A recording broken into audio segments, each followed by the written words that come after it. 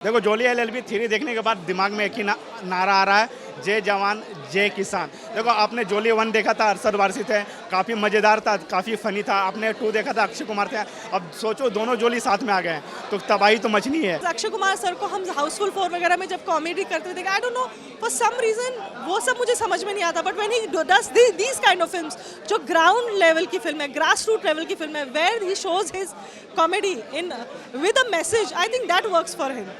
That works for him. So I have loved his performance as Jolly LLB. Picture की शुरुआत ऐसी दिखाई गई है कि एक नॉर्मल इंसान किसान है और एक नॉर्मल इंसान की लाइफ जो होती है, कोई भी ले लो साधारण इंसान, वो भी एक इतना सालों मेहनत करता है और वो अपना ज़मीन घर प्रॉपर्टी जो भी है वो बनाता है।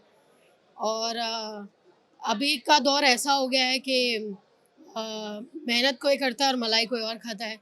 मतलब कहावत है, राम नाम जपना पराया माल अपना। I think farmers' right के ऊपर जो बात हुई है, which is reality of our country, I think that is very important. The message of the film was very great, beautifully scripted and beautifully put on big screen. Film का संदेश ये है कि कुछ लोग ऐसे होते हैं जो अपनी ताकत के बल पर, पावर के बल पर छोटे आदमियों को, गरीब आदमियों को दरकिनार कर देते हैं और अपनी पावर का मिसयूज़ करते हैं, जो इस फिल्म में दिखाया गया है। सोसाइटी के जो परेशानी है, किसानों की परेशानी, इस देश की परेशानी, गांव की परेशानी को इस मूवी में हाईलाइट करने की कोशिश की गई है और वो बताने की कोशिश की गई है कि जो इस देश का जो गरीब तबका है, जो एक तरह से कह सकते हैं कि मीडिया, सरकार जिसको इग्नोर कर देती है, उन मुद्दों को भी इस फिल्म में दर्शाने की बखूबी तरीके से कोशिश की गई है। किसी का 10 साल 20 साल 25 साल 30 साल और पता चल रहा है वो आदमी मर गया, केस चल रहा है लेकिन आदमी मर गया है, तो ये भी चेंज होना चाहिए कहीं ना कहीं। अक्षय कुमार सर को हम हाउसफुल 4 वगैरह में जब कॉमेडी करते थे, I don't know for some reason वो सब मुझे समझ में नहीं आता, but when he does these kind of films, जो ग्राउंड लेवल की फिल्म है, ग्रास रूट लेवल की फिल्म है, where he shows his comedy in with a message, I think that works for him. That works for him. So I have loved his performance as Jolly LLB. मुझे अक्षय कुमार का role अच्छा लगा और अक्षय कुमार से भी अच्छी एक्टिंग इस फिल्म में अरशद वारसी की लगी। अरशद वारसी का स्क्रीन प्ले थोड़ा कम है, लेकिन लास्ट में जिस तरीके से उनको दिखाया गया है, उन्होंने जो जज्बात कोर्ट में पेश किए हैं वो लाजवाब। अक्षय कुमार का काम बहुत अच्छा है। कहीं ना कहीं अरशद वारसी को वो इस बार वो खा गए उस मूवी में, कहीं ना कहीं, क्योंकि हम लोग अरशद वारसी को धमाल सीरीज में देखा कॉमेडी करते हैं और भी सीरीज में देखा है कॉमेडी करते हैं। गोलमाल सीरीज में मुझे लगा था कि अक्षय कुमार के ऊपर भारी पड़ेंगे, लेकिन कहीं ना कहीं अक्षय कुमार की जो कॉमेडी टाइमिंग है वो कहीं ना कहीं भारी पड़ा अरशद वारसी। हालांकि अरशद वारसी भी उन्होंने बहुत अच्छा किया, जितना उनको दिया गया उतना किया उन्होंने, लेकिन दोनों का जोड़ी अच्छी लगी। बस दोनों जोड़ी को आप देखोगे खुश हो जाओगे। अरशद वारसी का जब कैरेक्टर हमने जॉली एलएलबी 1 में एक्सप्लोर किया था, नोबडी वाज एक्सपेक्टिंग कि ये मेरठ बैकग्राउंड से आएंगे और उनकी हिंदी ऐसी होगी, उनको कोर्ट रूम में कैसे बिहेव करना है वो। So it was a fresh comic timing. पहली बार हमने कुछ ऐसा कॉमेडी देखा था एक कोर्ट रूम में, and then that's what happened with Akshay Kumar character also. So both Jolly LLB 1 and 2 were not based on that they are very highly qualified advocates. They were always facing highly qualified advocates, but unki honesty in this film also, both of them have worked together, and again they are working on honesty. Maybe they are not liking each other, but they are working on honesty. That is what is seen on the screen as well. तो दोनों ने बहुत अच्छा काम किया। मैं समझता हूँ कि फिल्म उस लेवल पर ना पहुँचे कि जितना कि भाई इतने हज़ार करोड़ का वो किया, लेकिन इतना ज़रूर मुझे यकीन है कि फिल्म फ्लॉप नहीं होगी। 5 out of 5 दूंगी क्योंकि बहुत टची फिल्म है और मेरे लाइफ से भी कहीं ना कहीं रिलेटेड है, तो मुझे बहुत अच्छा लगा।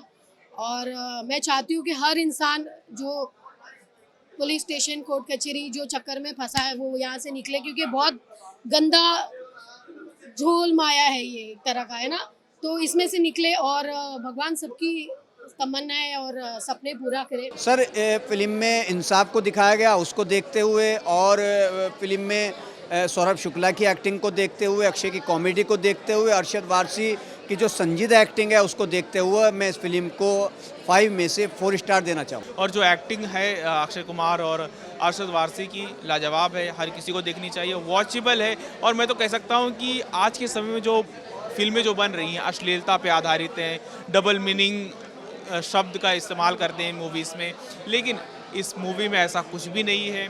इसमें इमोशंस भी है, कॉमेडी भी है, और जो कह सकते हैं जो पॉजिटिव मैसेज सोसाइटी के भीतर जो दी गई है वो इस फिल्म में देखने को मिल सकती है।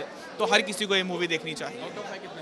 4.5. And he's not the third filler. He's the backbone of the film. He's not the third filler. And I'm telling you, he's so cute. I think the film has named him well. Teddy bear. Real life teddy bear है वो. Brown color के teddy bear. बहुत cute है वो.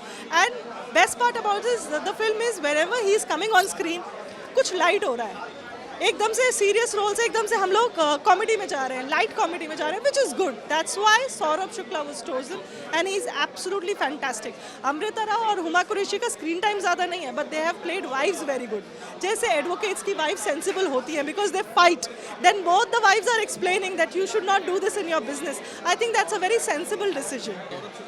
अरे उनका बाद उनका नाम ही सुनते हैं आपके चेहरे पे हंसी आ जाएगी. उनका जो कॉमेडी टाइमिंग है, उनका डायलॉग डिलीवरी है, हर एक फ्रेम में परफेक्ट दिखते हैं वो. और इस बार जो जज का कैरेक्टर है, मतलब कि आप देख देख के हंसोगे भी, बोलोगे यार क्या कर रहे हैं जज साहब. मतलब फुल कॉमेडी है और मैसेज भी अच्छा है.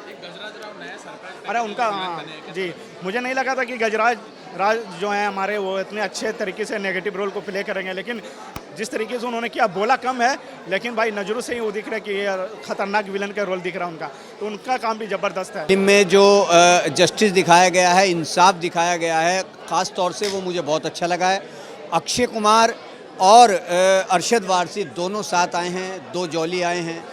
और हमने जो तीसरा ये पार्ट आया है बहुत अच्छा बन पड़ा है. ख़ास तौर से सौरभ शुक्ला जिन्होंने इस फिल्म में जज का रोल किया है, तो उनका एक अंदाज़ अलग से इस फिल्म में दिखाया गया है कि वो एक जज के अलावा उन्होंने इस फिल्म में एक रोमांटिक थोड़ा सा दिखाया गया. आपने देखी फिल्म को तो मुझे वो बहुत अच्छा लगा. मुझे लास्ट वाला जो शॉट है फिल्म का वो बहुत बढ़िया लगा, जिसमें इमोशंस दिखाया, जिसमें दिखाया इकोनॉमिक के बारे में. लोग ने डिस्कशन किया कि वो औरत की भी कितनी सारी मेमोरीज थी उस जगह को लेके, है ना, और इसने कितना फाइट किया, कितने संघर्ष आए, कितनी प्रॉब्लम आई.